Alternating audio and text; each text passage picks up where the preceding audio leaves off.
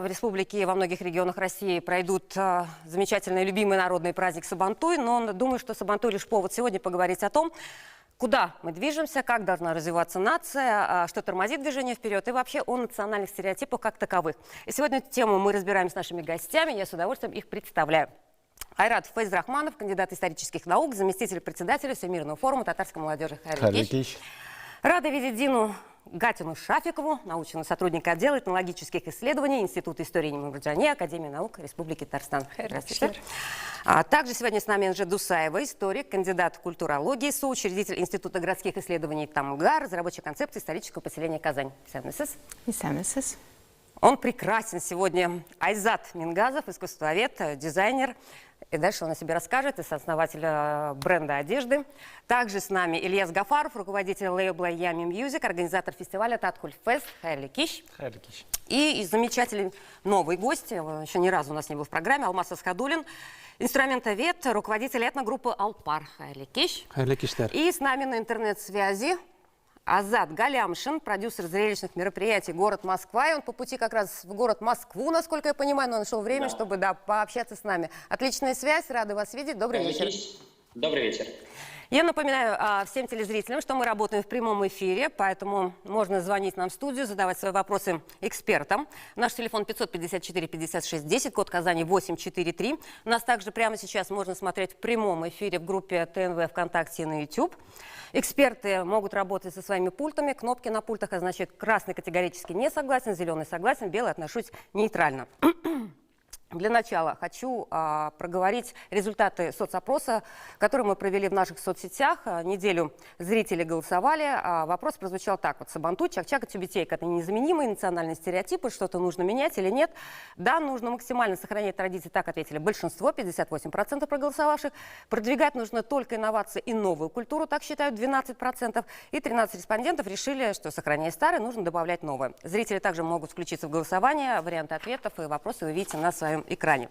Как-то можно прокомментировать уже, почему такое большинство, почти 60%, в общем-то, устойчиво считают, что национальные стереотипы крепко закрепились, и конкуренцию, в общем-то, не надо и составлять, и нужно с этим идти. Вот спрошу у того, кто в Тюбетейке сегодня. Я думаю, что это связано в первую очередь со страхом. Вот. То есть мы все чего-то нового боимся, и как народ тоже вот мы все это видим, поэтому цепляемся за то, что у нас есть, и как-то дальше шагнуть, что-то добавить помимо того, что у нас есть, мы вот боимся. Я думаю, что причина, наверное, в этом. Виноваты средства массовой информации. Так, все, тут же обвинили, казнили. Хорошо, НЖ против? Я немножко не соглашусь с Айзатом. Ну, то есть, с одной стороны, я согласна. А здесь, конечно, надо смотреть, что за выборка была, кто вообще ответил таким образом. Потому что я уверена, что разные возрасты, разные группы и даже, может быть, женщины и мужчины могли отвечать просто по-разному. Ну да, мы здесь не предполагаем мы как бы здесь не очень понимаем, кто ответил на данный вопрос именно таким образом. Это первое. И второе, на что бы я обратила внимание, что если мы говорим про нашу страну, то у нас был довольно большой опыт все-таки такой унификации, создания единой советской культуры, с одной стороны. И это тоже большой вызов. И в каком-то смысле вот такой запрос на идентичность, на поиск национальных корней, это, конечно, ответ вот этой модели советской. А с другой стороны, у нас есть глобализация общая, где мы видим, что подростки в Казани не отличаются, например, сильно от подростков в Болонье, просто они могут разговаривать на другом языке. И это тоже такая попытка обозначить себя, обозначить свою самость, где-то найти что-то свое, чтобы тебя отличало. Вот мне кажется, что то, о чем сказала Айзат, я бы вот таким образом добавила. Хорошо, я смотрю, очень много согласных. Да. Ну, что касается отличиться, то в древности вы наверняка знаете, как руководитель или соучастник организации ТАМГА, то это была ТАМГА, родовой символ, который отличал одно пастбище от другого. Сегодня это, конечно, другие маркеры, одежда, форма поведения. Вообще, если понимать, как концентрация культуры Сабантуй включает очень много искусств, и в том числе и куряж, музыку, да. И рассматривать его сегодня нужно тоже через другие призмы. Как этнокомпонент, как символ сохранения идентичности, это отличный инструмент. Но сегодня есть Сабантуи и IT, и Сабантуй как мероприятия, как ивенты. То есть вычленяется оттуда, из этого Сабантуя, конкретно какие-то мероприятия. Я считаю, что нужно сохранить и архаичный Сабантуй, рассматривая его не только как столетний период, который мы запомнили больше всего, да, а уже беря за основу тюркскую традицию. И в то же время брать за основу современные варианты мероприятий, называя их также Сабантуями, потому что это тоже нас идентифицирует. То есть так проще продвигать. Конечно. И проще называть. Вопрос Ильяс? в том, можно сейчас 5 Да? секунд. А знаем ли, что у нас есть архаичный Сабантуй? Не стал ли архаичным Сабантуй тот Сабантуй, который был который эти всегда последние проводим? 100 лет? Да, то есть, мне кажется, понятия архаичности у нас сейчас нету. Или, например, Сегодня тот, есть. который сконструирован был в советское Вот я время. и Потому говорю, что это мы вот знаем, просто что конструированный народная культура, Сабантуй. это, собственно, то, что мы видим сегодня, это такой советский продукт 20-х, второй половины Ну, а Мас 20-х. как исследователь, на самом деле, поглубже знает. Нет, я понимаю, да. что он представляет, что такое архаичный Сабантуй. Вопрос в том, что обыватель не представляет, что такое архаичный Сабантуй. Для него тот Сабантуй и является архаичным, который вот он каждый год посещает там Овалда или вот Казанда. Поэтому нужно моделировать Вопрос, этот Сабантуй, да. через архаику, подключением других тюркских народов к этому мероприятию. То есть, опять-таки, и уже мы должны вынести спустить его сверху, через да? современные мероприятия. Конечно. Это должна быть, с одной стороны, техно Ну, то есть работа политика, с да. населением, я понимаю, Ну, по- А может быть, все-таки определенное конструирование, да. а может быть, снизу, инициативы снизу. Мы сейчас еще тоже об этом проговорим. Да, сейчас Ильяс свою точку Мне зрения. кажется, здесь имеет значение в том числе и то, о каких стереотипах мы говорим. Есть стереотипы, которые продвигают этнос как бренд, позволяет его лучше преподнести или лучше сохранить вековые традиции. А есть стереотипы, которые тянут его вниз, ведут к консервации, ведут к унификации. Ну, какой, например, стереотип? Вот, Мне кажется, культура живой музыки, культура вот единения, того, что Сабантуй является точкой объединения как для односельчан, так и для гостей из других деревень, из других народов. Это положительный стереотип, который представляет нас в лучшем свете. А вот в последнее время превращение его в какое-то обычное массовое гуляние приносит с собой и негативные стереотипы других массовых гуляний. И хочется, чтобы Сабантуй остался нашим особенным гулянием, которое отличает нас, выгодно отличает нас от других народов. Хорошо, даем слово Москве. Азат. Да, спасибо большое за предоставленное слово. Продолжаю речь Ильяса. Могу сказать только то, что когда мы за основу брали новый формат Сабантуя, в 2018 году мы провели в Москве, в Коломенском, первый обновленный Сабантуй, который назывался Московский международный фестиваль.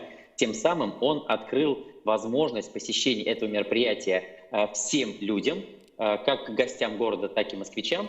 И, тем не менее, продолжая мысль Ильяса, мы не потеряли культуру нашего Сабантуя, мы не потеряли музыку Сабантуя, да, и не потеряли традиции, которые должны быть обязательно в Сабантуе. То есть, объявив Сабантуй международным фестивалем, сделав его современным мероприятием, интересным как для горожан, так и для гостей города, основой нашей идеи была сохранить всю интересную программу. Но при этом было 7 сцен. Была основная сцена, второстепенная сцена, а дальше бизнес-сцена, был каток из искусственного льда, было отдельное соревнование по гастрономии, был чак-чак 2000 килограмм. То есть все признаки современного интересного фестиваля были на этом мероприятии, но тем не менее основа программы осталась. Вот в таком виде, по крайней мере, мы, да, то есть в Москве, видим продолжение этого мероприятия, ибо только для татар и башкир, если будет оставаться это мероприятие, мы не сможем таким образом донести остальным, насколько эта культура и это мероприятие для нас нужны. Поэтому, подстраиваясь под современные реалии, мы в любом случае вынуждены придавать ему современный формат. Спасибо. Хорошо, спасибо. Ну, конечно, у меня сейчас после рекламы я уже задам вопрос, а все-таки Сабантуй ли это? И можно ли считать это Сабантуем? Пока мы переключаемся на рекламу, а дальше продолжим.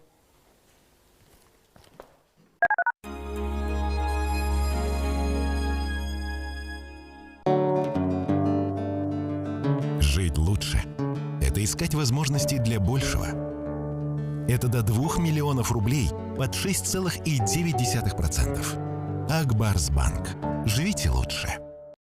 Вздувшиеся вены, отеки, тяжесть в ногах – это признак варикоза. Дни здоровья в клинике варикоза нет на Достоевского. Прием СУЗИ 800 рублей. 212 20 40. Сегодня шеф довольный, потому что Сбермаркет за час привез продукты из метро. Отлично приготовил. Отлично заказал доставку. Жить лучше – это искать возможности для большего. Это до 2 миллионов рублей под 6,9%. Акбарсбанк. Живите лучше.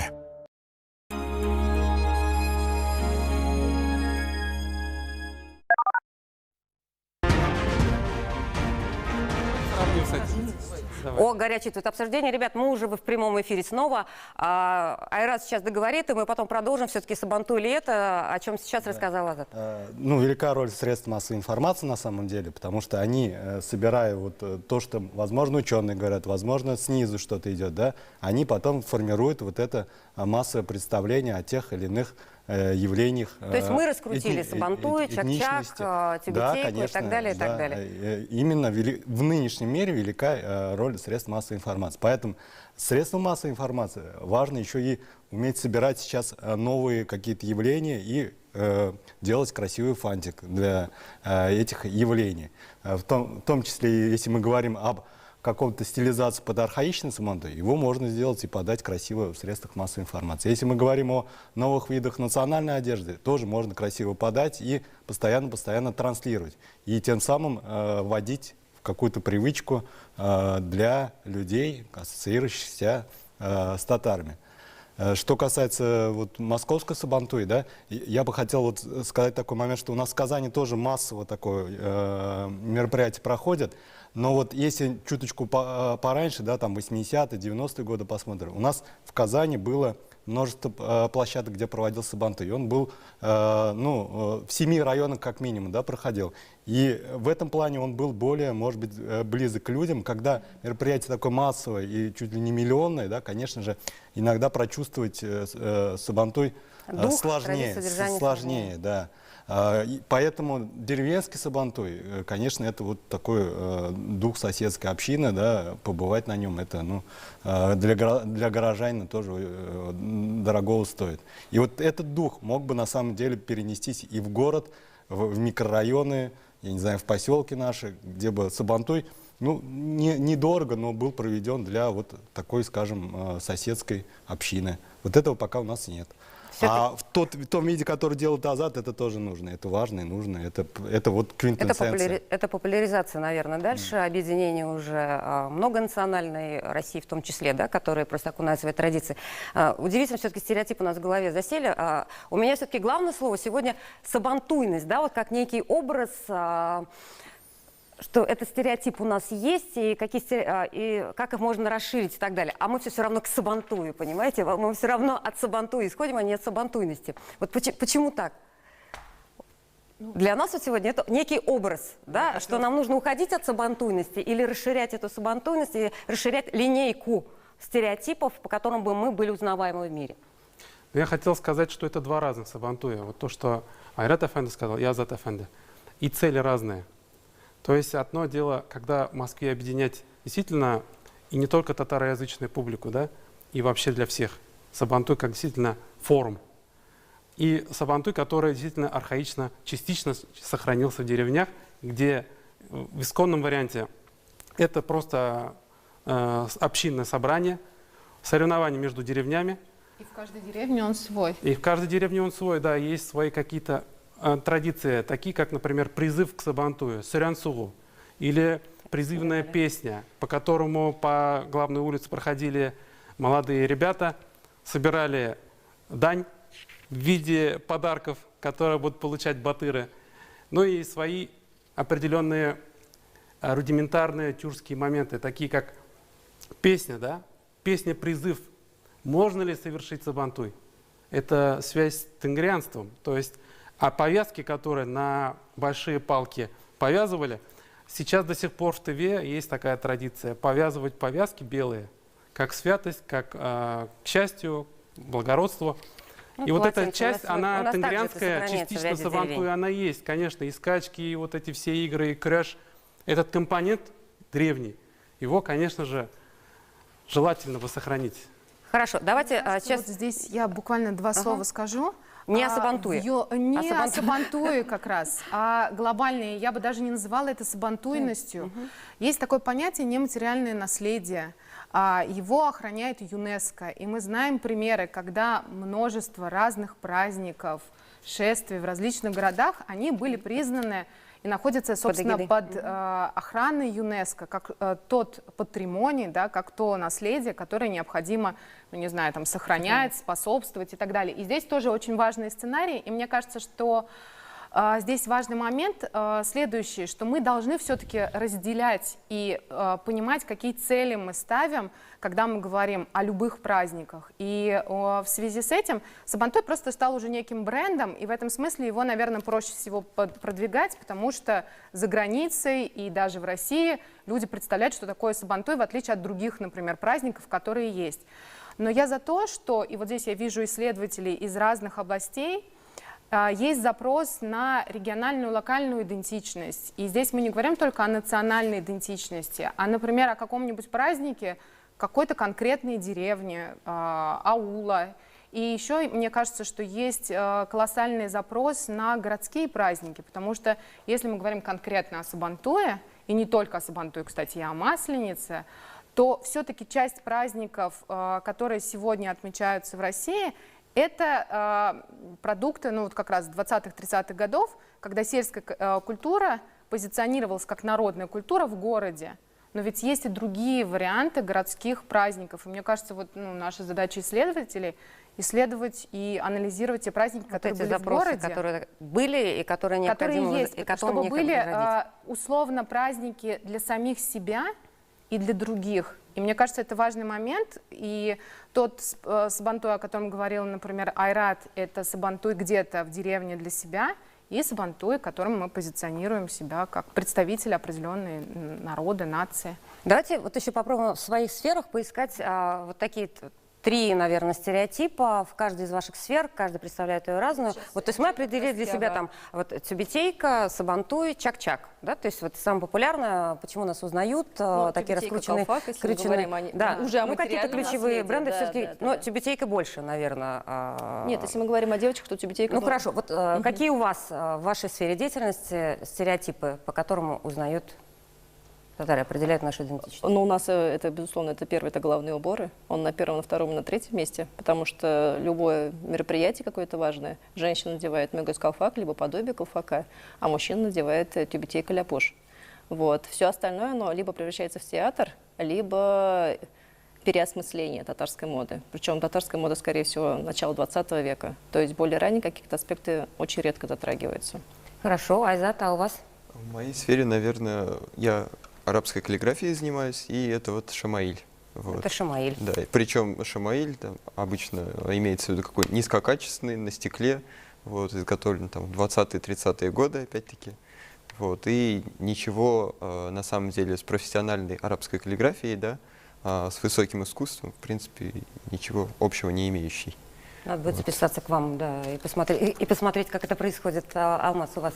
Я могу сказать, что стереотип, который есть сегодня, мы его тяжело можем сломать. Дело в том, что пласт музыкальной культуры, которая есть в инструментальном исполнительстве, которое сегодня, возможно, многие скажут, не актуально и не слушает никто инструментальное исполнительство, но это заблуждение. Дело в том, что люди играют на гитарах, на укулеле, на фортепиано и просто акустически поют, но раньше этого всего не было. И раньше играли вот на таких инструментах, как домбра, исполняли эпосы и дастаны.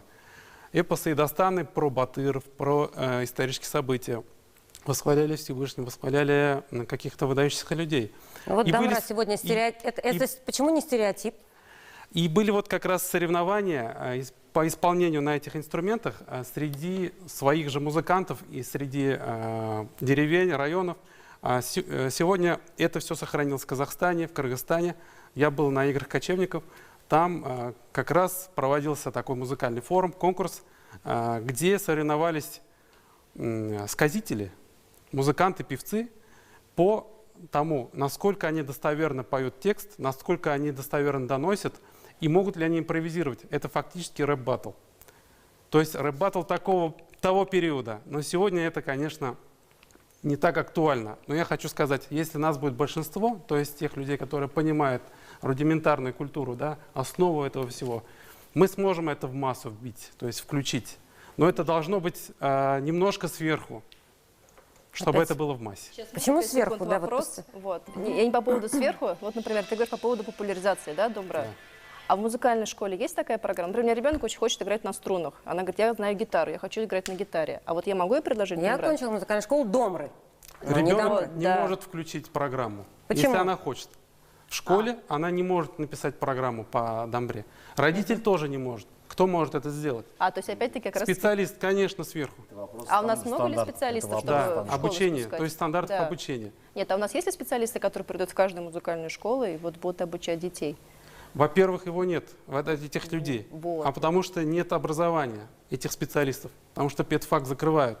И специалисты, которые обучаются преподаванию на этих инструментах, их как бы выгоняют на улицу, они не нужны. То есть я То поведу есть ребенка сама, к тебе.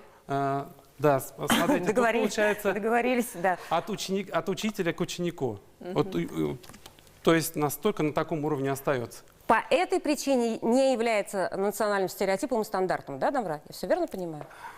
Но сегодня что такое музыка на сабантуях?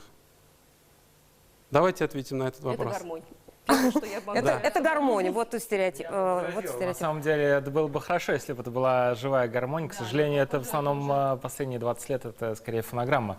И татарская Не, ну причем эстрада, фонограмма да? гармонии же, то есть более Да, и другого самое я худшее не проявление — это услышу. фонограмма гармонии. Так, что нужно сделать, чтобы Домра зазвучала? Во-первых, давайте попробуем, чтобы она зазвучала. Мы послушаем, как это звучит. Ильяс, вы же поете, да? Ильяс, подпеваем. Это тола-тола. Вот я плохо пою, Ильяс.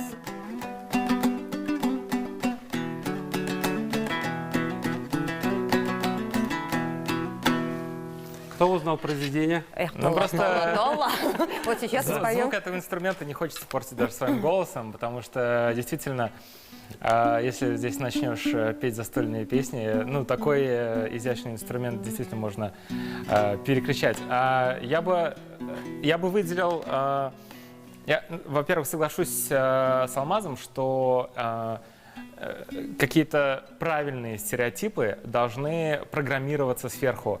В данном случае, наверное, нужно обращаться к специалистам по костюмам, по музыкальным инструментам, по кухне, по уличным Ну, я играм надеюсь, или правильные детским стереотипы — это играм. просто историческое наследие, да, которое Да, желательно чтобы не вот прикасаться на от тамбурной вышивки до... Да, чтобы организаторы массовых мероприятий понимали, что настоящее, что не настоящее, что правильное, что неправильное. Это нужно программировать. Мне с всегда разных сложно принимать специалистов. слова правильные и неправильные. НЖ, по-моему, тоже, да? НЖ, возражай. Но, с другой стороны, вот совсем недавно прошел огромный фестиваль в Казани, на который приехали много тысяч людей из Москвы и Петербурга, и такие доступные стереотипы, как вкусный фастфуд, симпатичные элементы, узоры на одежде, гостеприимность, свобода, ощущающаяся в воздухе нашего города, это тоже для людей, не посвященных, людей, которые не знакомы с татарской культурой. Так о каком фестивале мы сейчас говорим? Давайте. Фестиваль «АУАЗ» недавно прошел, 4-дневный. И вот люди, которые не знакомы с татарской культурой, для них чем проще стереотип в усвоении, в потреблении, тем для них лучше, потому что у них есть ограниченное количество А мы не времени. подменяем вообще понятие в этой ситуации, просто так организовывая какой-то праздник с вкусным фастфудом и так далее? Мы не рушим те же самые стереотипы? Нет, это просто как данность. То есть человек, приехавший в Казань, не живущий в Татарстане, для него сабантуйность ощущается в повседневности. То есть куда бы он ни пошел, в какой день недели не пошел бы, у него везде встречаются вот эти вот отголоски. То есть для нас это реальность. Но у меня такое ощущение, что подмена понятий, все-таки я сейчас хочу спросить еще у Азата, а какие стереотипы в Москве?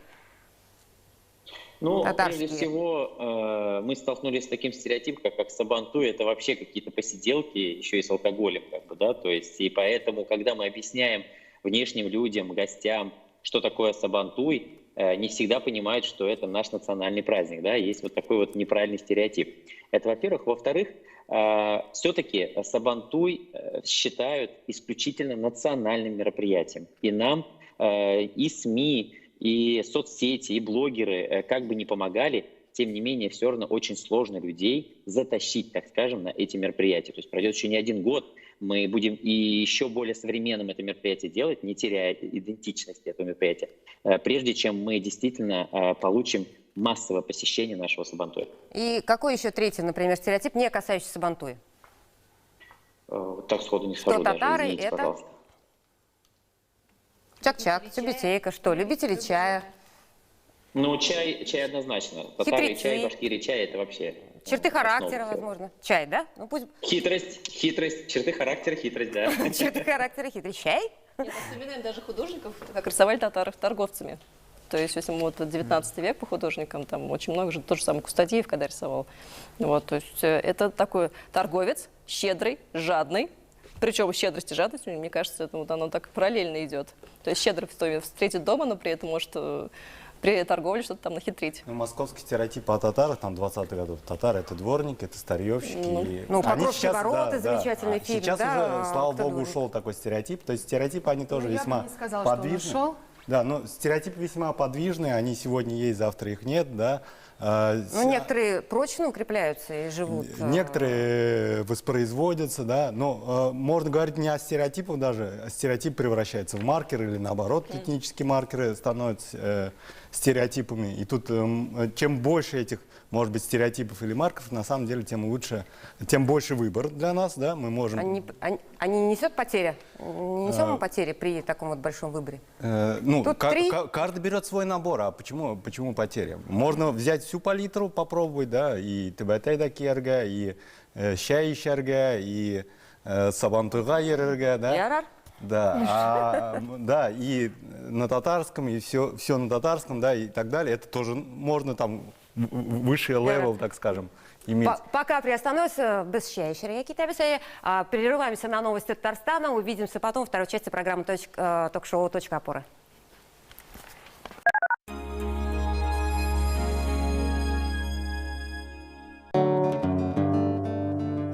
Жить лучше – это искать возможности для большего. Это до 2 миллионов рублей под 6,9%. Акбарсбанк. Живите лучше. Сегодня шеф довольный, потому что Сбермаркет за час привез продукты из метро. Отлично приготовил. Отлично заказал доставку.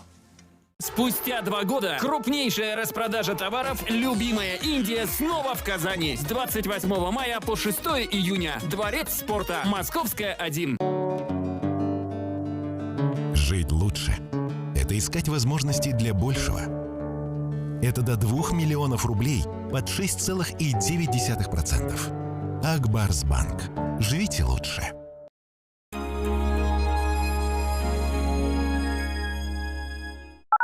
Я люблю этот город, здесь я счастлив и молод. Я в Казани, и все хорошо.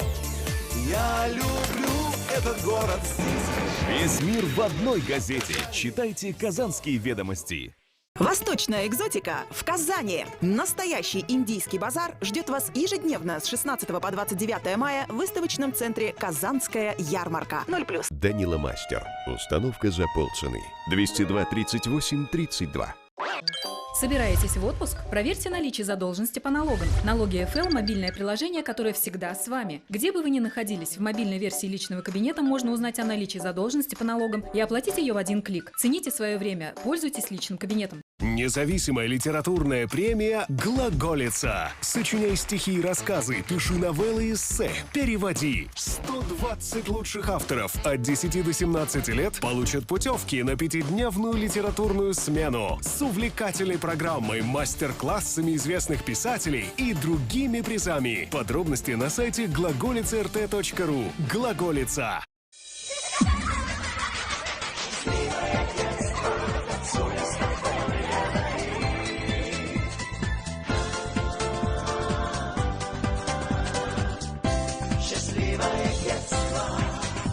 Под яркими бликами сцена, в гармонии изящных движений. Пусть дышит счастливое детство, всегда вот так вдохновенно. Купили квартиру или дом? Знайте, вы имеете право вернуть часть ранее уплаченного налога на доходы физических лиц. Для получения вычета заполните и направьте декларацию 3 НДФЛ в налоговый орган онлайн через личный кабинет физического лица на сайте ФНС России или через мобильную версию.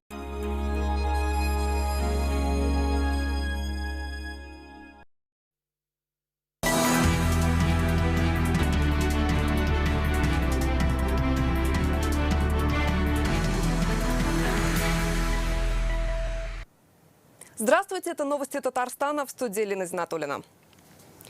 Президент Татарстана об ужесточении контроля за выдачей оружия, обеспечении безопасности жителей и причинах трагедии в 175-й Казанской гимназии. Рустам Минниханов дал большое интервью Тине Канделаке. За 50 минут беседы обсудили, какие выводы нужно сделать после нападения на школу и в каких вопросах необходимо проявить принципиальность. О ключевых тезисах президента Дмитрий Аринин.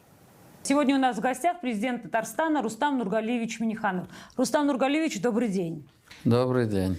Спасибо большое, что согласились на интервью. Главной темой беседы стала трагедия в Казани. Какие выводы нужно сделать и какие решения принять, чтобы не допустить повторения подобных ситуаций? Вопрос не в причинах, вопрос в том, что это у нас произошло. И, конечно, нам в этом надо разобраться. Это, прежде всего, наша вина. В любом случае, вина власти, что мы этого допустили. Я это принимаю и в свой адрес. Как отметил Рустам Минниханов, ужесточение мер безопасности в школах – это не выход. В 175-й гимназии было сделано все возможное, и система сработала. Давайте посмотрим школу. В школе тревожная кнопка работала? Работала. Значит, через 4 минуты, значит, Национальная гвардия приехала? Приехала. Сколько нужно скорых машин приехали? Все это есть. Вахтер, непрофессиональный, женщина. Она вела себя лучше, чем любой там, может быть, мужчина, да? Не испугалась там, и сигнал дала, и кричала, и все, да?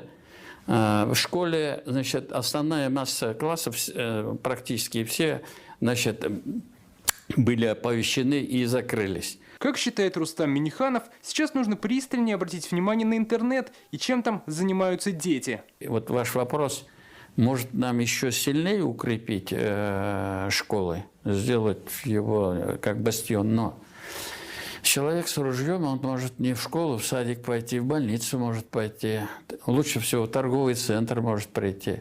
Давайте мы посмотрим, почему это случилось. Почему? Первое. Значит, мы все-таки упускаем вопрос воспитания. Мы это говорили, но есть школа, есть семья и есть интернет. Наверное, все-таки, как бы этого не было, интернет – это очень хорошо, позитивно, но если фильтра не будет, тем более для детей, и все это будет как бы доступно для подрастающего поколения, ну, а что можем регулировать? Вот смотрите, казанский стрелок, он, будущий убийца, играл в игры-шутеры. А мы должны поставить фильтр. Вот нравится кому-то, не нравится. Но как, это Рустам Нургалиевич? Вот как фильтры поставить? То есть, условно, до 18 лет не разрешаем играть? Есть специальные наши службы, они должны подумать, как это сделать. При этом семьи и школы должны больше заниматься воспитанием детей. Пока школы увлеклись баллами, качеством и олимпиадниками, говорит президент. Но самое главное, я вам еще не сказал, роль семьи. Роль воспитания традиций, обычаев, уважения. Оно перетекает и в школу. Вы помните статус учителя? Как родители считались с учителями. А сегодня любой ребенок может снять учителя, значит, там, обвинить его. Ну, я думаю, что если мы как-то вот эту грань не отрегулируем, вообще ребенок в первую очередь воспитывается в семье. Значит, родители несут персональную ответственность за своих детей. Так же, как рассказал Рустам Минниханов, руководство республики в ближайшее время выйдет на федеральный уровень с предложениями по ужесточению медосвидетельствования и выдачи разрешений на оружие. Мог купить ружье, 19 лет. Он по закону все купил. Купил массу патронов там в 2-3 магазинах. Он купил только пули и картечь. Это нормально? Он в армии не служил, он никаких испытательных сроков в охотничьем обществе не проходил. Он, когда оружие, патроны покупал, кто-то должен был спросить: вы куда? На войну готовитесь? Тина Канделаки уточняет, усилены ли сейчас меры безопасности в Казани. Казань – одна из туристических столиц России. Сюда едут сотни тысяч туристов и много больших спортивных событий делать. И вообще вы такой как бы лидер региональный по большим событиям, ярким, культурным. Вопрос. Будет ли в целом ужесточена система безопасности в Казани после этой трагедии? И можно ли сейчас говорить, что Казань абсолютно безопасна для всех, кто приезжает? Я могу официально заверить. Система безопасности в республике, она очень высокая. И мы это неоднократно подтверждали, проведя разного рода и российские, и международные мероприятия. От универсиады до Олимпиады. Да. Спасибо вам большое. Дмитрий Ленин, ТНВ, Москва. На вопрос, почему он единственный из глав регионов не пригласил Илона Маска в Татарстан, Рустам Минниханов ответил: у нас есть свой автогигант. Маск пусть поработает где-нибудь в другом месте. Также президент прокомментировал сделку по объединению нефтехимического бизнеса Сибура и Таифа. Как отметил Рустам Минниханов, сейчас многие крупные предприятия республики входят в структуру федеральных холдингов. Это КАМАЗ, КВЗ, Казанский авиазавод. Если кто-то считает, что Татарстан там нахлебник российского бюджета, мы один из крупнейших плательщиков федеральный бюджет. Группа компаний «Таиф» – это крупный игрок, «Сибур» еще крупнее. Сегодня, чтобы на рынке, а нам нужен не только рынок России, а внешние рынки, и у нас большие амбициозные задачи увеличить производство там, полимеров, каучуков в Татарстане 2 раза. Сегодня, значит, ресурс одной компании не хватает. Это их решение. Это просто вы имеете в виду как сделка по глобализации Сделка, слияния? она абсолютно объективная. Это мы поддерживаем. С нами этот вопрос тоже обсуждался. Мы говорили, какой наш интерес. Вот кто собственник, Тина Канделаки или там Ростех, или мне какая разница? Если вы создаете в республике рабочие места, американские, значит, китайские у нас вот есть компании, нам без разницы. Но выручка-то генерится у вас. Они налоги платят у нас, рабочие места у нас. В Татарстане ресторанам и кафе разрешили работать до 6 утра, если их сотрудники привиты от ковид. Теперь в организациях сотрудники не обязаны носить перчатки и несколько раз в день измерять температуру. Не нужно носить маску в межмуниципальных автобусах и на территории культовых сооружений. Теперь в санаторий можно ехать без уведомления Роспотребнадзора. Постановление Кабинета министров подписано сегодня. В Татарстан поступила большая партия вакцины «Спутник». На сегодня в республике привились почти 350 тысяч человек. Для коллективного иммунитета этого недостаточно. Об этом сегодня сообщила Любовь Авдонина. Представители Минздрава с этой недели начнут выезды в садовые товарищества. В планах организовать и пункты вакцинации на станциях метро. Подробнее Алия Харудинова. Ковидные госпитали, так и амбулаторное звено работают в стабильном режиме, осуществляя уже рутинную работу. Еще 32 татарстанца заразились ковид за последние сутки. 17 человек госпитализированы. Новых заболевших больше всего в Казани и Челнах. Привились от коронавируса 19% от взрослого населения республики, что мало для коллективного иммунитета. Сейчас это почти 350 тысяч татарстанцев. Свою дозу иммунитета сегодня получил руководитель Татмедиа Айдар Салимгараев. Всех призываю сделать вакцинацию. Достаточно просто. Мы же специально приглашаем для того, чтобы всем удобно было. Не надо было искать, куда ходить. В республике 153 пункта вакцинации. Выездные бригады работают в пригородных поселках Казани. На этой неделе поедут и в садовые товарищества. На этой неделе мы начнем с Кировско-Московского района. Проедем по маршруту с предложением провакцинировать всех желающих. И мы рассматриваем вариант того, чтобы со следующей недели начать работу по вакцинации у станции метро. Все 5 пляжей города Казани обследованы, и в 2 выявлены нестандартные пробы воды по бактериологическим показателям. Роспотребнадзор проверяет готовность пляжей к лету. Купаться не рекомендует на озерах Лебяжье и Глубокое. По Татарстану купальному сезону готовят 20 мест отдыха, 5 из них в Казани. Заявление о выдаче санитарно-эпидемиологических заключений к нам не поступало. И мы со своей стороны в адрес всех хозяйствующих субъектов, у кого находится на балансе места водопользования, направили предостережение об обязанности получения санитарно-эпидемиологических заключений. Данные предостережения находятся на контроле.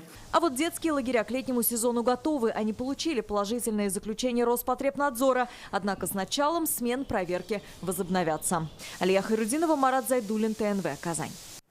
Около 4000 заявок на отлов безнадзорных животных поступило от казанцев с начала этого года. По республике цифра еще больше. Новый закон обязывает содержать животных в специальных приютах. Пока в республике лишь единицы соответствуют всем требованиям. Самый крупный из них – казанский приют для животных в поселке Мирный. Они подрядчики работ в столице. Организация не жалует прессу, но сегодня сделали исключение для нашей программы. Директор приюта Рустем Нурулин поделился своим видением, как необходимо совместно и гуманно решать эту наболевшую проблему. Репортаж Юлии Гоголевой.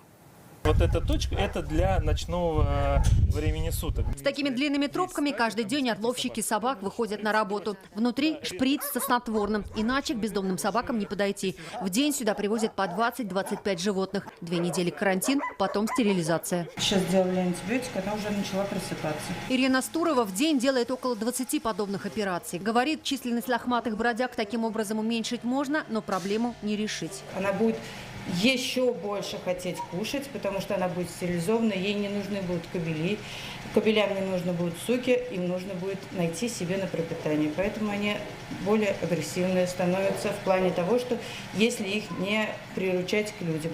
В прошлом году всех стерилизованных животных отсюда увозили обратно, откуда и привезли. С этого года агрессивных оставляют доживать. В этой части приюта как раз те, кого боятся выпускать на улицы. Есть в этом приюте и те собаки, которые содержатся в отдельной клетке в силу своего характера. Не могут найти общий язык с сородичами. К примеру, вот этот ротвейлер. Как видим, его даже посадили на цепь. К счастью, у него нашелся хозяин, и в ближайшее время готов его отсюда забрать. В прошлом году этому зооцентру в поселке Мирный из бюджета Казани было выделено 20 миллионов рублей. В этом чуть больше 21. В месяц через пункт передержки могут пройти до 1400 животных. Остаться на доживании 600 собак. Сейчас же здесь около 500. Агрессивных из них уже более 100. В день на содержание одной такой собаки по госконтракту выделяют 108 рублей. Денег пока хватает, говорит директор приюта. Собаки не голодают, за ними убирают, делают дезинфекцию, вакцинируют и все чаще пристраивают. В прошлом году забрали около 700 дворняг. Складываются очень хорошие отношения с волонтерами, зоозащитниками, которые действительно болеют именно душой и сердцем за данную проблему, за животных, и они нам очень помогают. В ближайшее время здесь появится площадка для выгула животных, тех, что не агрессивны, чтобы потенциальные хозяева могли пообщаться и лучше узнать собаку. В будущем появится новый карантинный блок, дополнительные корпуса. Но, по мнению Рустема Нурулина, это лишь капля в море. В пример приводят Нидерланды, где проблемы безнадзорных животных больше не существует.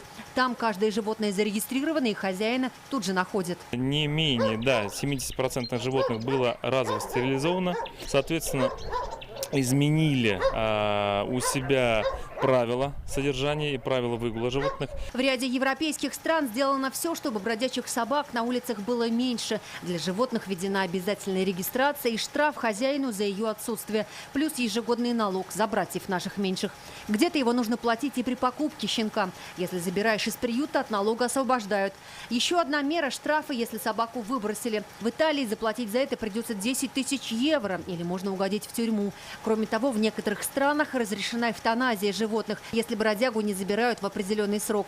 В США таким образом ежегодно усыпляют 4 миллиона собак. Чтобы изменить ситуацию в России, нужны изменения в законе. То есть будут штрафы, тоже также прям четкие цифры уже есть. За самовыгул, допустим, собака хозяина смогут оштрафовать на 30 тысяч рублей. Получили уже положительное заключение, и от 15 мая 2021 года было поручение президента Российской Федерации, где по срокам прям каждый пункт определен, что, когда, чего должны уже те или иные инстанции сделать. Если поправки примут, регистрация животных в России будет обязательной. Кроме того, штрафовать смогут и приюты для собак. 150 тысяч за ненадлежащее содержание.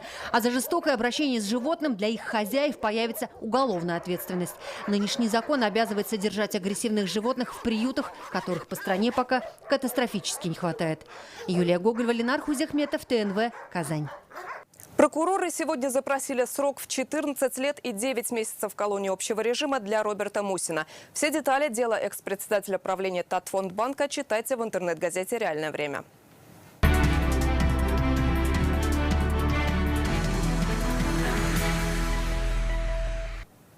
Сегодня в Москве Рустам Минниханов встретился с директором Государственного музея изобразительных искусств имени Пушкина Мариной Лошак. 31 мая музей отмечает свой день рождения. Президент осмотрел выставочные пространства, оформление залов и коллекции. Большая гордость пушкинцев – Центр эстетического воспитания «Мусейн». Здесь дети приобщаются к мировой культуре, изучают изобразительное искусство. На улице Волхонка, где находится музей, идет масштабное строительство. Скоро здесь появится музейный квартал. Отказ садоводов оплачивать счета за потребление электричества в местах общего пользования приводит к увеличению задолженности перед Татэнергосбытом. Итоги первого квартала деятельности компании подвели сегодня в Доме правительства. Заседание провел Алексей Песошин. С начала года спрос на электроэнергию по республике вырос на 2,5%. Основная причина – холодная зима, отметили в Татэнергосбыте. Сетевая компания открыла для потребителей новые возможности, в том числе через мобильное приложение. Теперь путь до технологичного присоединения к электросетям короче в разы. Вот так, на высоте и под напряжением, сегодня электричество приходит в каждый дом. В молодом казанском поселке сейчас 15 семей, а скоро будет 180. И пока идут монтажные работы, электричество отключать не будут. Все благодаря специальной технологии, которую применяют в сетевой компании. В рамках технологического присоединения к электрическим сетям бригада казанских электрических сетей устанавливает и умные счетчики, с помощью которых о ежемесячной процедуре съема и передачи показаний житель может забыть. На сегодняшний день сама сетевая компания устанавливает умные счетчики, и в принципе в будущем людям уже не нужно будет подавать показания приборов учета, и все это происходит в автоматическом режиме. Это как приятно для нас, так и для наших покупателей. Работу по технологическому присоединению специалисты компании проводят в кратчайшие сроки. В соответствии с правилами технологического присоединения определены сроки подключения к электрическим сетям. Минимально они на сегодняшний день составляют 4 месяца.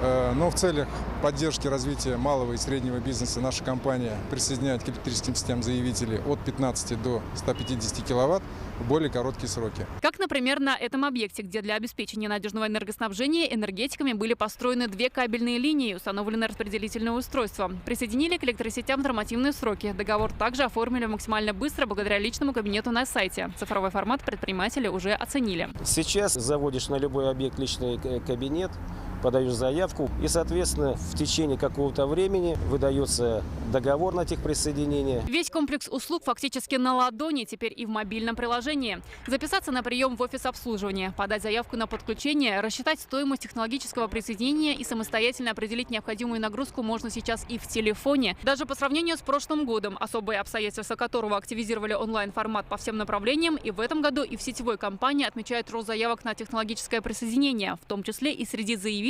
относящихся к категориям малого и среднего предпринимательства.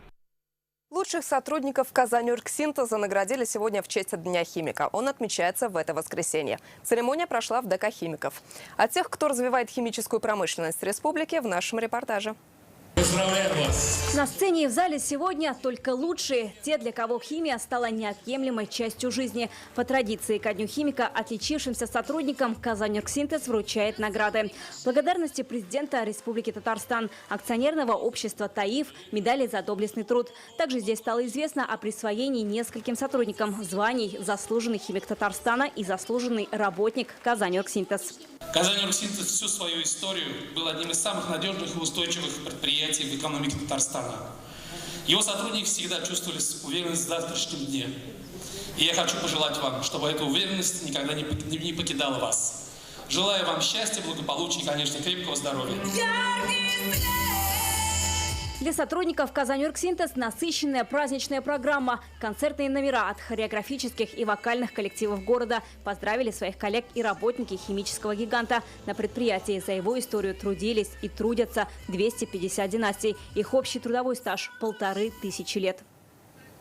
Сегодня в мире отмечается День соседей. В Нижнекамске собрались представители 27 соседних районов. Изучают опыт города по созданию общественного самоуправления. Сегодня в республике 428 ТОС. Они помогают жителям достучаться до муниципальной власти. Как отметил Айдар Медшин, председатель общественники – это главы территорий. Вопросы жилищно-коммунальной сферы и здравоохранения – это те вопросы, насущные вопросы, с которыми наши жители идут к председателям СТОС, к главам наших территорий, где ищут и, самое важное, находят у них поддержку. Военная техника, боевое вооружение, солдатская экипировка. В набережные Челны прибыл военный паром. Такой сплав памяти в России проходит впервые. Это уникальный речной переход в 5000 километров. Акция проходит в честь 80-летней годовщины начала Великой Отечественной войны. В музее на воде побывала и наша съемочная группа.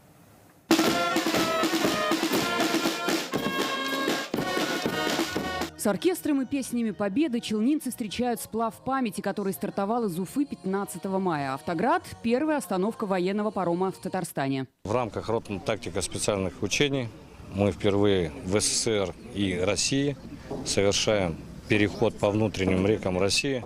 Решили провести акцию памяти, посвященная началу 80-летию Великой Отечественной войны. Для челнинцев провели экскурсии, гидами выступили офицеры инженерных войск. Здесь экспонаты, найденные поисковиками, также образцы инженерного вооружения, водолазного оборудования современных и военных лет. Костюм называется «Доспехи М». Используется он в городских условиях, например, в случае бомбы какой-нибудь. Весит около 60 килограмм и спасает от осколков, пуленепробиваемый. Выдерживает до 2 килограмм взрыва. Экспозиция на воде – идеи инженерных войск России как дань памяти героям Великой Отечественной войны и демонстрация возможностей российской армии. Во всех крупных городах, которые будут проходить, будут проводиться такие мероприятия с показными приглашением ветеранов, приглашением кадетов, юноармейцев. Уже завтра паром отправится в другие города, в их числе и Казань. Подразделения будут сплавляться по 6 рекам, пройдут через 20 шлюзов. Завершится путешествие в городе-герое в Волгограде 22 июня. Светлана Звонарева, Валерия Новожилова, ТНВ, Набережные Челны.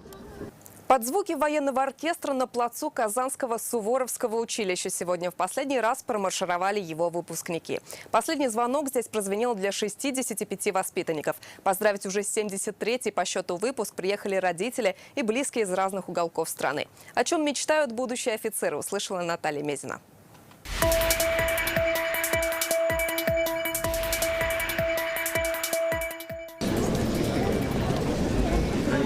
Вот так, по-отцовски, воспитатели в последний раз поправляют форму своим суворовцам. Сегодня на плацу прощальное праздничное построение. Кажется, вчера они 10-летними мальчишками давали первую в жизни присягу и спустя 7 лет прощаются со знаменем Казанского Суворовского училища. Вместо праздничных бантов и букетов – парадные мундиры, фуражки, медали и погоны. Все строго и по-военному. И только звон школьного колокольчика – единственное, что выдает в торжественном построении школьную линейку. Печальную песню печально поет. Поступить в Казанское Суворовское – шанс практически на 1 миллион, а точнее 1 к 10. Сюда стремятся попасть ребята со всей страны.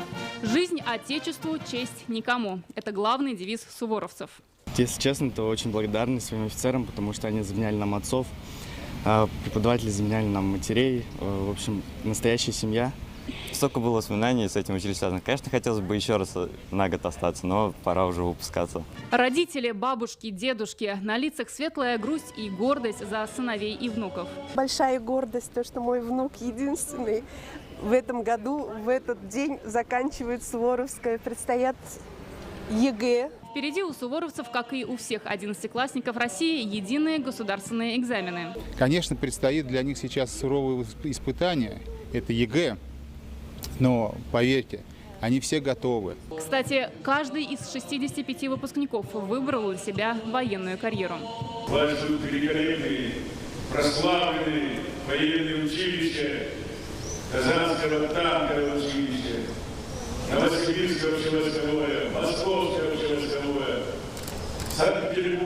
Киевская академия. Хочу пожелать успешно сдать государственный аттестат. Впереди выпускной бал. 25 июня в белоснежных мундирах суворовцы соберутся на плацу Казанского училища под троекратное «Ура!». Наталья Мизина, Адель Миндубаев, ТНВ, Казань. А на этом пока все. Всего доброго и до встречи в следующих выпусках.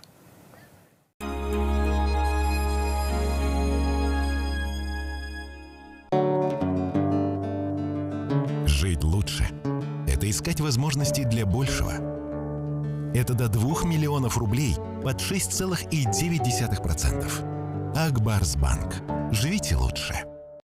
Восточная экзотика в Казани. Настоящий индийский базар ждет вас ежедневно с 16 по 29 мая в выставочном центре «Казанская ярмарка». 0+. Прием СУЗИ 800 рублей. Дни здоровья в клинике «Варикоза нет» на Достоевского. Сегодня шеф довольный, потому что Сбермаркет за час привез продукты из метро. Отлично приготовил. Отлично заказал доставку. Когда-то доллар стоил 30 рублей, а биткоин 2,5 рубля. Мы все проспали тогда. Теперь жалеем. Это твой шанс. Не прозевай. Ипотека на квартиры от Акбарс-Дом. Компания «Луидор», официальный дилер Chery, представляет большой выбор смарт-кроссоверов Tiggo 7 Pro в наличии с максимальной выгодой и подарками в честь открытия. Технологичный комфорт в каждом дюйме, дистанционный запуск, бесключевой доступ, матричная светодиодная оптика, круговые камеры обзора, кожаный салон и 5 звезд безопасности рейтинга CNCAP. Выбирай Chery, выбирай «Луидор». 18+. Не оферта. Подробности на сайте и по телефону 8 800 2002 402. Не пропустите 18-й фестиваль колокольного звона «Алексеевские перезвоны» с участием лучших звонарей России и ближнего зарубежья. Ждем вас 29 мая на Соборной площади поселка Алексеевской Республики Татарстан. Добро пожаловать! Вау! Рекордно низкие цены в Находке. Майонез Ряба 630 грамм – 64 рубля. Колбаса салями экстра 300 грамм – 129. Масло сливочное 500 грамм – 219. Находка. Свежесть и выгода каждый день. Цены действительно по 30 мая 2021 года. Подробности у продавцов. С 28 мая по 6 июня в ДК «Химиков» выставка-продажа индийских товаров. Жить лучше – это искать возможности для большего. Это до 2 миллионов рублей под 6,9%. Акбарсбанк. Живите лучше. Данила Мастер. Установка за полцены. 202 38 32.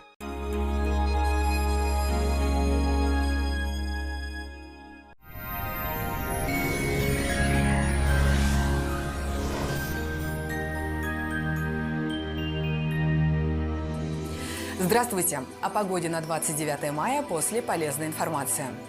Не откладывайте заказ в вашей новой кухне. Закажите ее в рассрочку в Данил Мастер. Только до конца мая. Доставка, подъем и установка бесплатно. 3D-проект кухни в день обращения. Звоните 2 167 166. Теплый антициклон продолжит радовать нас комфортной погодой еще сутки. И по данным сервиса Яндекс.Погода, 29 мая на юго-востоке в Бугульме, Бавлах, Азнакаево небо местами затянет облаками. Пройдут дожди. Но от этого холоднее не станет. На северо-востоке, в Нижнекамске, Набережных Челнах, Елабуге будет очень тепло, плюс 26. Местами синоптики обещают дождь. Солнце будет иногда прятаться за облаками. В Агрызе, Менделеевске, Актаныше. Ветер по-прежнему южный, атмосферное давление в норме, без осадков и повышенный температурный фон. На северо-западе, в Арске, в Кукмаре, Балтаси также без осадков и тепло, даже жарко. На юго-западе, в Болгре, Држаном, Буинске вероятность осадков будет небольшой, сохраняется повышенная температура воздуха. Ночные температуры тоже стали выше. Переменная облачность в Альметьевске, Чистополе, Мамадыше. Синоптики осадков не обещают. В республике температурный фон вновь повысится и местами достигнет 30-градусную отметку. Правда, ненадолго. Уже в воскресенье начнутся изменения в погоде. И еще одна полезная информация. Сезонная аллергия может омрачить радость от наступления весны и лета. Благир-3 – европейский препарат от аллергии. Таблетка Благир моментально растворяется во рту и помогает устранить основные симптомы аллергии – заложенность носа и слезоточение, зуд и отек. Действует в течение суток. Готовые квартиры в Иннополисе от 3 миллионов 950 тысяч рублей. Заезжай и живи. Мебель и бытовая техника в подарок. Осталось меньше 30 квартир. Подробности на сайте jkunicum.ru и по телефону 556 59. Успей купить квартиру в самом инновационном городе России. Купить квартиру в Иннополисе? Сейчас это возможно. Квартиры формата «Заезжай и живи» от 3 миллионов 950 тысяч рублей. Торопитесь, осталось меньше 30 квартир. Звоните 500 56 59, сайт jkunicum.ru. О погоде в столице. 29 мая в Казани переменная облачность без осадков. Дневная температура плюс 27. Ветер юго-западный слабый. Атмосферное давление 748 миллиметров ртутного столба. Влажность воздуха 42%. Магнитное поле Земли неспокойное. Берегите свое здоровье. И еще одна полезная информация. Санчи – сокровище китайской традиционной медицины. Дает энергию, укрепляет иммунитет, повышает качество сна, улучшает самочувствие, способствует снятию усталости. Санчи – источник здоровья и долголетия. Спрашивайте в аптеках Farmland. Это вся информация к данной минуте. Всего доброго и до свидания.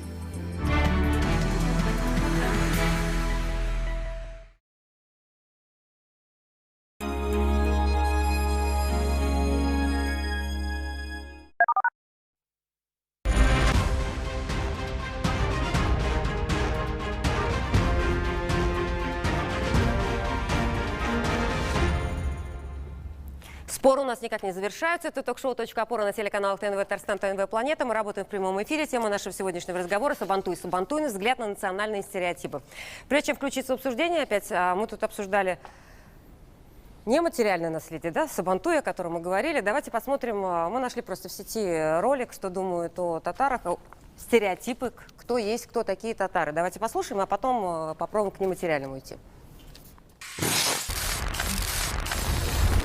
Здравствуйте, меня зовут Равиль, мне 42 года, по национальности я татарин. Добрый день, меня зовут Лиана, мне 41 год, по национальности я татарка. Стереотип – это когда говорят, что нам, татарам, лишь бы даром. Незваный гость хуже татарина. Татары – это те же евреи. Когда татарин родился, еврей заплакал. Бывали и такие ситуации. Это вот опять же к торговому прошлому татарского народа, когда необходимо было какие-то торговые навыки применять, продавать, где-то, может быть, чуть-чуть хитрить. Татарам лишь бы даром, да? Им, татарам, лишь бы даром. Это стереотип. Татары любят экономить. Нет, наверное, более рациональные, с большим расчетом подходят финансово. Татары хитрый народ. Хитроватый народ. Говорят, что они хитрые. Ну, это как стереотип. Нет, не хитрые. Просто стараемся больше головой думать, наверное. Татары любят песни петь, очень гостеприимные, веселые, юморные. Да, мы отзывчивые, веселые, артистичные, добрые. Правильно? Как, есть с чем согласиться со стереотипами? Конечно. Не, ну как бы мы и назвали частично то, что здесь было частично мы об этом и говорили. Да. Итак, что нам сейчас, что называется, что нам делать? Мы понимаем определенные стереотипы, которые у нас есть. Кто-то предлагает бороться, кто-то предлагает развивать. Вообще, что сегодня может составить конкуренцию тому же самому Чак-Чаку, Тюбетейке, Сабантую, что еще чему? Вот, Калфаку. Ичагам. Ичагам. Постоянно позиционируем только Тукая Джалиля как единственных поэтов татарских. Хорошо. А у нас есть конкурент? Что мы можем предложить? Какие конкурентные продукты мы можем предложить? И это либо это альтернатива, либо это конкуренция, либо это просто новые возможности, ресурсы и новая линейка. Вот как раз в татарской эстраде появилась альтернативная музыка. Ее так и называют альтернативной. Они сами себя так и называют. Но она есть, она появилась, она развивается, с каждым годом растет. Вот фестиваль «Аваз» был, уже там 35 тысяч, 40 тысяч человек было, да. Или же, например, представление о театре таком татарском, вот как конца 19, начало 20 века, вот сцена, да, из жизни татар. Сейчас появился мощный татарский театр, который здесь мы можем говорить не только о нем. И появилась, например, группа «Олив», которая тоже другое, да. И группа «Калеб», да, которая совершенно другой театр показывает. И вот таких, в принципе, есть Сабантуй, да, ну, мы здесь в Казани делаем «Песчан-базара». И пробуют подобные фестивали делать в других местах. Просто нужно думать, какие локальные песчаные базары могут возникнуть в других городах. Не нужно называть песчаные базары, да, у них свои есть локальные бренды, надо их находить, нужно уметь из этого конструировать. И если есть национальный капитал, то помогать развиваться этим локальным брендам. Кстати, по поводу, сейчас 5 секунд по поводу локальных. Сейчас тогда, может, скажешь, ага?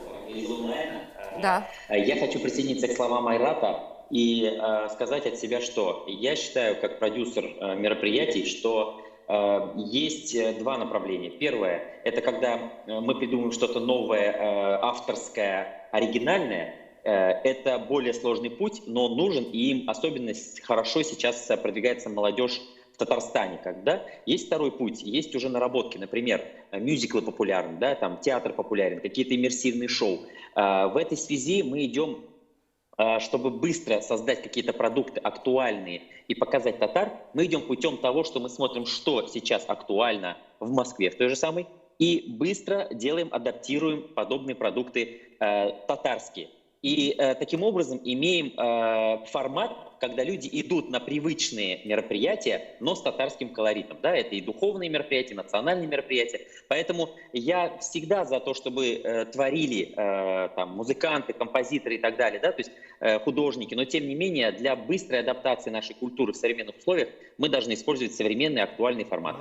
Со стереотипами, то есть строя их на стереотипах. Да. Точка опор. Вот у нас как раз такой лозунг есть. Национально актуализируем, актуально татаризируем. Вот он на самом деле универсален, на наш взгляд. А с другой стороны... Ага, да, Анжи. Я буквально два слова хотела бы ремарку, я даже тут нажала красную кнопку. Я хотела бы сказать про то, что вот есть такой момент, что вот мы смотрим, что есть в мире, мы смотрим, что есть в Москве.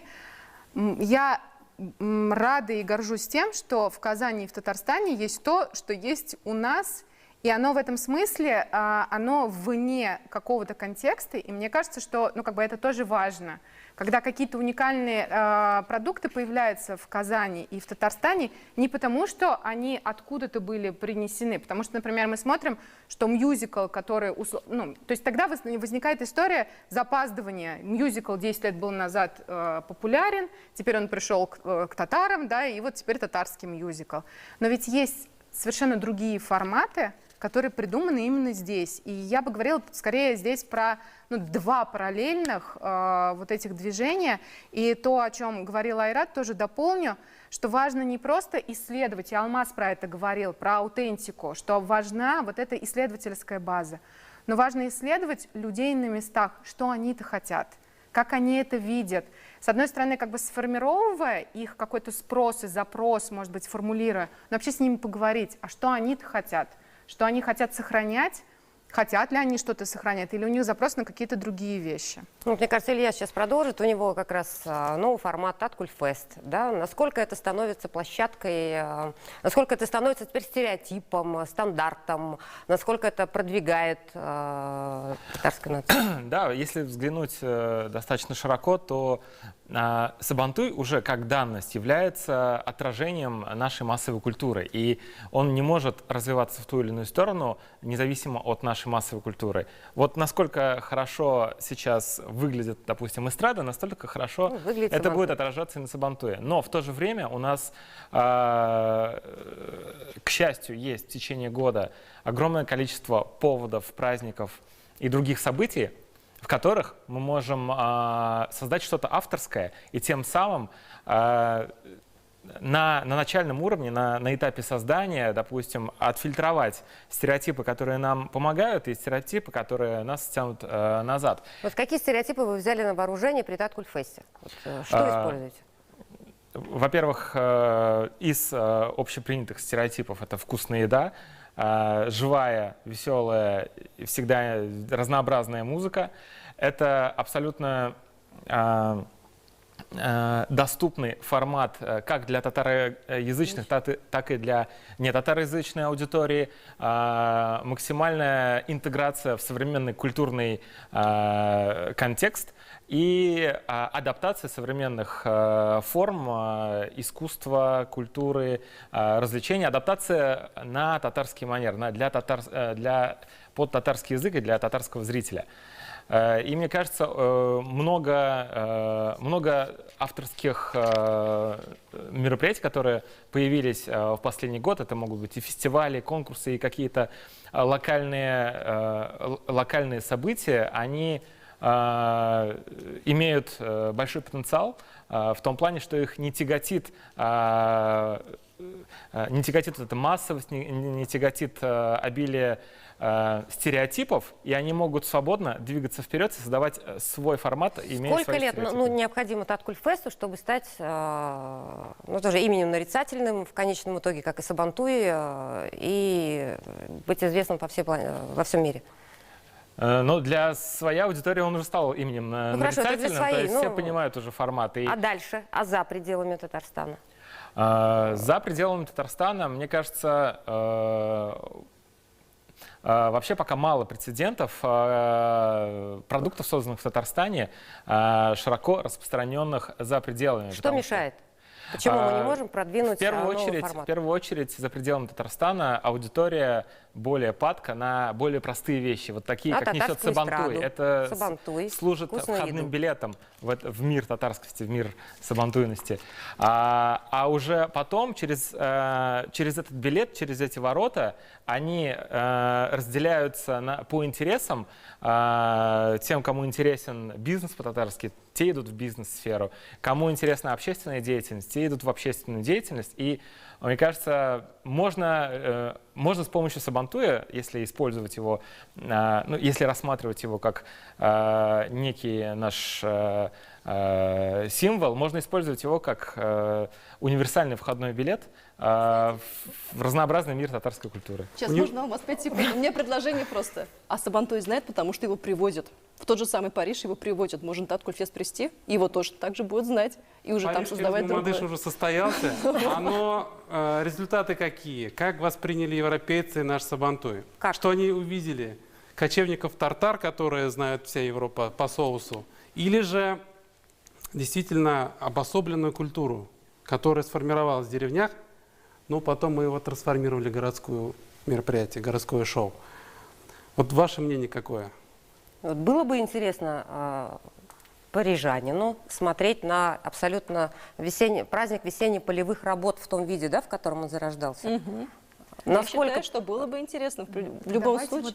Только еще раз просто поговорим о том, что интересно-то все. Это же как мы это позиционируем. Мы позиционируем это как туристический продукт. Нам и в пещеру к троглодитам условно. Но вот здесь вот, наверное, Алмаз говорит о том, что если татары, вот я когда вожу экскурсии на итальянском языке по Казани, мы заходим в старо-татарскую слободу, и я понимаю, что есть некие стереотипы, по которым они будут говорить, ага, это не похоже, то есть всем хочется увидеть чего-то другого, необычного. И в этом смысле, наверное, самое яркое, вот давайте там покажем, что там на конях и так далее. Оказывается, что татарин может быть, например, как Айзат, вполне себе европейский молодой человек, и татарин, и носитель каких-то там... Хорошо, сейчас переключим буквально рекламу на 1 минуту, потом снова вернемся.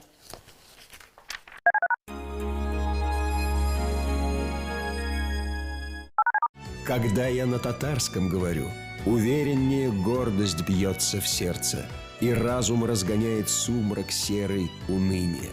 И снова я творю, когда я на татарском говорю. Ренат Харис. Восточная экзотика в Казани. Настоящий индийский базар ждет вас ежедневно с 16 по 29 мая в выставочном центре «Казанская ярмарка». 0+. Спустя 2 года крупнейшая распродажа товаров «Любимая Индия» снова в Казани. С 28 мая по 6 июня. Дворец спорта. Московская, 1. Твоя судьба зависит только от твоих решений. И принимая их, не стоит торопиться. Просто знай, что впереди обязательно загорится зеленый свет.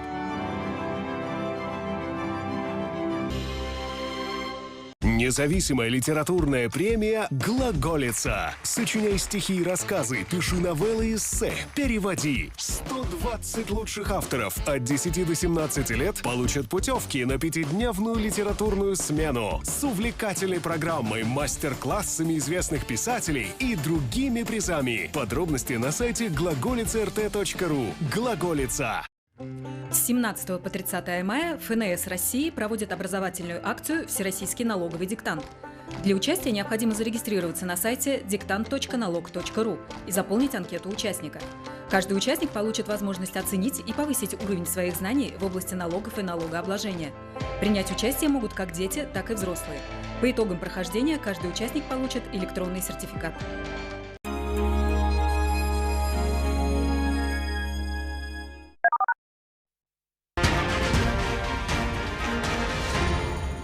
Продолжаем ток-шоу «Точка опора» на телеканал ТНВ Татарстан, ТНВ Планета. Дина хотела что-то добавить, да? Да, мы сегодня так много говорили о нематериальном наследии, но при этом совершенно забыли о материальном. Какие стереотипы у нас о костюме, да? Женском, мужском. Обязательно татарка липоватая. Вот сколько раз вот из детства это шло, что обязательно это яркая одежда, несочетаемая. Хоть потом и говорили, что ой, да, много цветов, это красиво, но при этом в детстве это было, что не очень. Много украшений. У мужчины обязательно тюбетей и село. Вот. Но при этом мы сегодня видим айзаты. Это совершенно, вот, может быть, городского типа молодой человек вот, в хорошем пиджаке, который он может сочетать с традиционным головным убором. При этом он вызывает удивление. Да? Согласна. Это совершенно не стереотип. Нет. Хотя, в общем-то... Хотя вроде вещи, которые использованы, да, полностью соответствуют именно этому стереотипу. Тоже, вот, то есть сегодня айзат у нас такой как раз образ того, актуальное... Татаризирует, да? Как у нас там звучит? Актуально национально актуализируем. Национально актуализируем, актуально татаризируем. Татаризировал. Айзат, вот скажи, пожалуйста, на рынке сувенирной продукции, вот, все, что касается национальной одежды, вот сейчас тоже Дина об этом говорит, вот мы сегодня что-то можем предложить необычное, о чем говорит Анжи? На самом деле, если рассматривать сувенирку, вообще тюбетейка то откуда? Хорошо. Тюбетейка на заказ у меня изготовлена. Вот. То есть это не куплено, вот, нет. Не приобретено. То есть там полностью я все выбирал, как бы все согласовывал, каждый там цвет канители и так далее, да. Причем Айзат ведь с историческими источниками работал, он не просто заходил, я хочу цветочек, а он посмотрел, какие же были аутентичные головные уборы. Ну, конечно, это обязательно. Сначала все-таки некоторые исследования, да, проводим, а потом уже что-то делаем. И я думаю, что в этом плане, да, вот что-то должно быть и простое, да, что-то среднее и что-то посложнее. То есть у нас, например, есть мастера, которые могут сделать такие тюбетейки, да, но не каждому человеку такие тюбетейки нужны, и не каждому они вообще по карману. Да. Вот, поэтому нужно разнообразие. Но что сегодня сувенирки, стереотипы, что необходимо, что нужно придумать? Из сувенирки, из национальной одежды? В любом случае, она уже продается, та же самая сувенирка. Это и разнообразные брошки, и брелоки, как мужчины, так и женщины могут использовать. В Татарской Слободе есть магазины, где это продается, причем и онлайн, и офлайн. Вопрос в том, что, может быть, мы не всегда об этом знаем, значит, надо об этом рассказывать. Ну, что из стереотипов сувенирки, это тюльпанчики, это тюбетеечки, да, брошки? Ну, тюльпанчики, которые тюльпанчиками не являются на самом деле. Тюльпанчики, которые не являются тюльпанчиками, что еще? Вот. Чашки с кул-шарифом. Чашки с кул-шарифом. Вот тоже стал уже стереотипом. Кот казанский, да. Действительно, да. Еще что из такого? Вот, и что необходимо-то, чтобы подчеркнуть? Есть же еда. И вот я знаю, что из Казани очень много еды везут. Прям запрос такой. Чак-чак и козылок, не козылок. И я недавно узнала копченого гуся. Вот ой, копченого гуся не рассказывайте. Я стала сразу думать, что мы живем в Казани и не пробовали копченого гуся. Копченый вяленый гусь. Все просят копченого там хороший стереотип, кстати, я за него, точно. А можно вот хороший пример, как раз вот есть муслим куштанаши, они прямо вот набор делали того, что есть в муслиму вот такого из национальной еды там. Тәмләйберләр, там, ну, сладкие вещи, и, по-моему, коклаван костан бар, еще что-то есть. Вот такие наборы, они вот прикольно, то есть человек может приехать в Муслим и забрать. Вот то хотел сказать по поводу татарского чая, то есть чай с травами, и это прям стереотип. Или вот даже мятрюшки, например, просто... Вот это такой момент очень интересный, когда тебе хочется, например, купить букет мятрюшки и вот просто его привезти. который ты можешь и чай пить, и он у тебя как икебана стоит. Кстати, я, по крайней мере, обратила внимание, в Национальной библиотеке в продаже появился татарский кофе, да, вариант татарских напитков. То есть появились именно слова татарские. Я не знаю, что там татарского на вкус, я все-таки не попробовала. Но если появляются подобные коктейли или какой-то, условно, чай или кофе на татарский манер, я не знаю, существует он или нет, но я смотрю, что он популярен, и его заказывают. То есть пока я стояла в очереди, порядка 5 человек приобрели татарский напиток, я взяла свой обычный американо, там, например.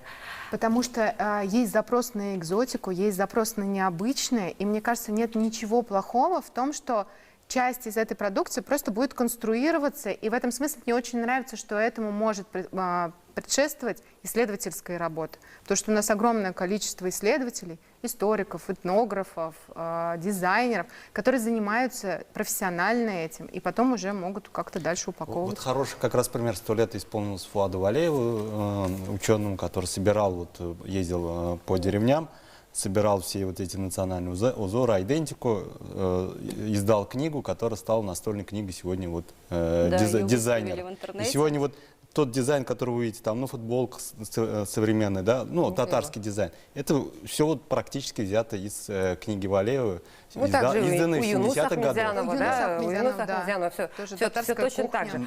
То есть этому предшествовало серьезное исследование. И вот если предшествует серьезные исследования, мнения экспертов, создание каких-то вот таких шаблонов, макетов и дальше транслирование это через книги, монографии, средства массовой информации, тогда это становится хорошим профессиональным стереотипом. Хорошо, то есть мы делаем стереотипы, понятно, сколько лет для этого необходимо. Да, Азат? Коллеги, здесь очень важный момент. Исследование, увлечение этим и поднятие каких-то исторических моментов очень важно. Но исследуя глубоко, важно не забывать простейшие механизмы взаимодействия. Да? То есть, во-первых, важно, делая для татар, не забывать это популяризировать для остальных и наоборот, популяризируя для остальных, не забывать, что изначально наша целевая аудитория татары. Во-вторых, лучше мы идем все-таки от простого к сложному. Да? То есть те исследования, о которых вот коллеги, друзья говорят, это все здорово и это важно.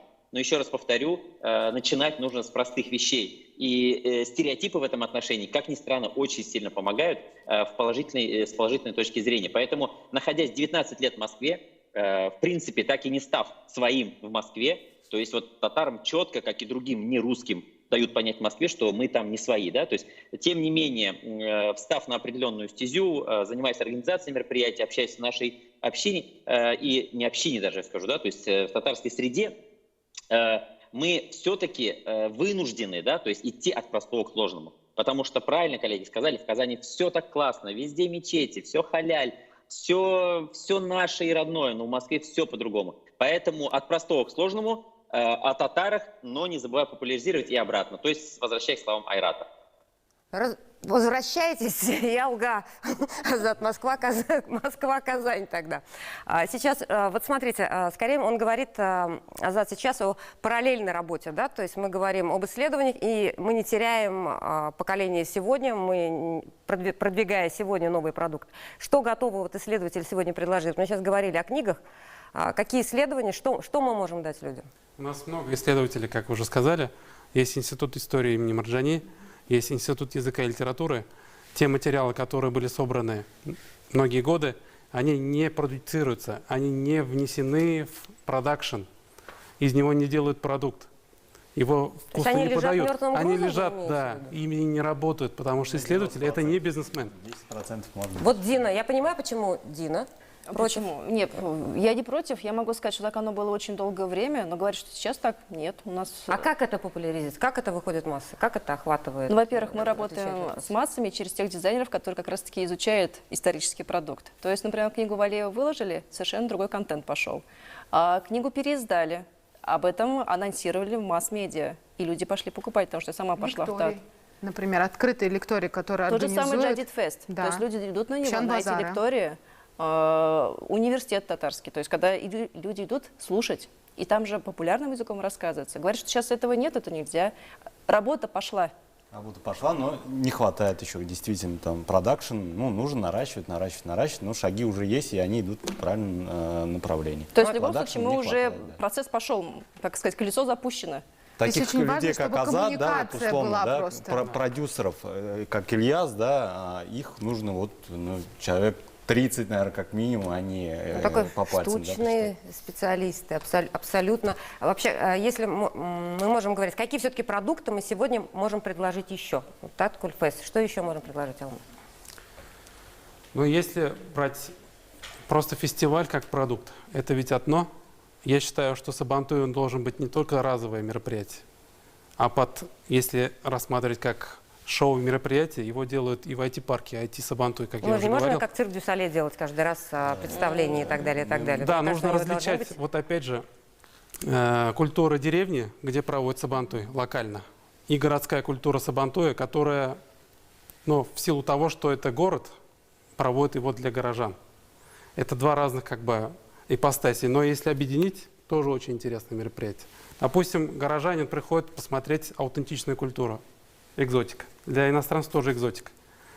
А что касается для более деревенских людей, для них оккультуризирование, то есть через новые произведения, новые форматы музыки, тоже интересная тема.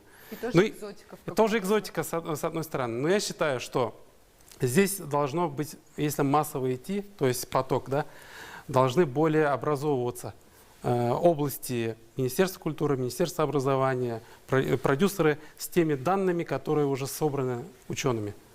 Их донести настолько доходчиво, понятно для них, для людей, которые уже сегодня делают мероприятия, чтобы эти мероприятия стали более осмысленными, более содержательными. Я, конечно, понимаю, московский проект, московский Сабантуй фестиваль – это одна цель, локальный Сабантуй в Казани – это другая цель. Но нужно разграничивать, смотреть горизонты и палитры. По поводу двух направлений сейчас быстренько скажу. Необходимо понимать, что мне очень часто задают вопрос, почему татарки не ходят на традиционном костюмном комплексе. Но мы живем в современном обществе, и есть две параллели. То есть у нас есть ребята, которые делают реплики, замечательные реплики, используя материалы 19 века, а есть дизайнеры, которые переосмысливают традиционный костюмный комплекс, создают новый продукт. Вопрос в том, что не все подходят очень качественно, не все изучают материал, но те, кто изучает материал, работает с историческим компонентом, они создают замечательные коллекции. И эти коллекции расходятся по всему миру. Но и также необходимо понимать, что мы не можем отходить от массовых продуктов, с которыми будут уезжать из Казани. То есть те же самые какие-то брелоки и брошки, они пускай будут. Не важно, плохого качества такого, главное, хоть что-то увезли. Нет, вопрос в том, не главное, чтобы хоть что-то увезли. Работа ведется. Просто мы говорим почему-то как это от отрицания. Нам же сегодня нужен результат, понимаете? То есть, так результат уже есть. Сколько сегодня вы продали, уехали делегации? Что существует масс-маркет, существует прет-а-порте. Да, есть еще от кутюр. Вот это от кутюр. Да, это от кутюр. А стоимость мы молчим. Условно, то, что на мне, это прет-а-порте. И есть, масс-маркет. И в этом смысле должна быть разное, действительно, разнообразие и линейка и к материальному, и нематериальному наследию. Знаете, я бы все-таки говорила о том, что давайте мы сегодня говорим о том, что все, что производится сегодня, это продукт массовой культуры. Я вообще против разделения такого на элитарное и неэлитарное, потому что что это такое? Это средство трансляции информации уже определяет массовый продукт. Любое, даже если вы сыграете на домре, да, или если у меня будет какой-то маленький семинар, но я его транслирую в интернете, этот продукт уже теоретически может стать массовым. И в этом смысле мне кажется, что здесь просто нужно говорить где-то про... Массовая культура, она и так заточена на то, чтобы просто упакованной быть. Потому что именно такое дальше продолжать. Я в этом смысле абсолютно согласна с Азатом, да, что только такое может дальше передаваться, потому что сложные вещи очень сложно передаются. Есть даже концепция неявного знания. То есть, и определенное время должно быть. И определенное время должно быть. И не всегда есть потребность в этом. И не растерять потенциал за это время, да?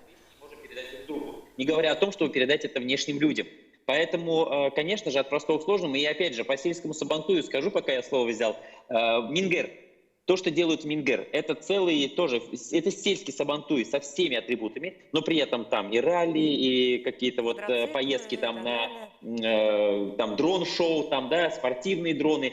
То есть они это все обрисовали так, что это мероприятие интересно иностранцам, гостям города и так далее. Почему бы наши Сабантуи не должны так выглядеть? Когда люди придут на одно, но увидят нашу культуру, еду, музыку и все остальное. Да? Мы должны привлекать через то, на что люди привыкли приходить. А дальше внутри давать наши составляющие. И тогда мы действительно популяризируем на очень большую аудиторию нас самих и наши мероприятия. Слово сейчас уже никому не дам, потому что программа завершается. Просто скажу, что зрители поддержали все-таки всех экспертов, которые сегодня в студии, считают, что нужно сохранять старое, нужно добавлять новое. Так проголосовали больше 50% сегодня телезрителей. Также согласились, в общем-то, с интернет-аудиторией, с экспертами нашими. Я на этом благодарю всех гостей, тех, кто в пути в Москву, всех, кто сегодня в студии. Это была программа ток-шоу «Точка опоры». До свидания, всего доброго.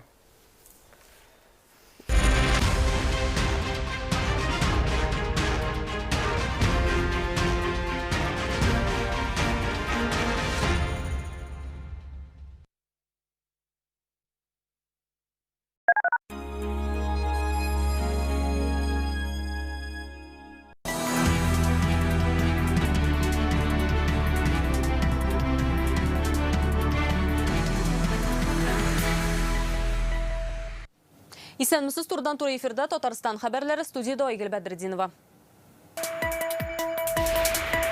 50 минутлык әңгәмә барышында көнүзәк мәсьәләләрне барладылар. Я не буду комментировать.